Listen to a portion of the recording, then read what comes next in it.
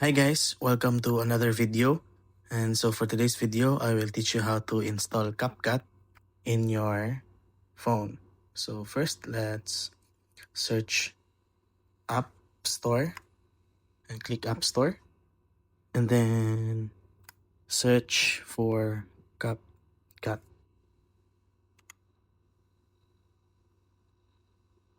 So as you can see, it appears here, CapCut Photo and Video Editor. So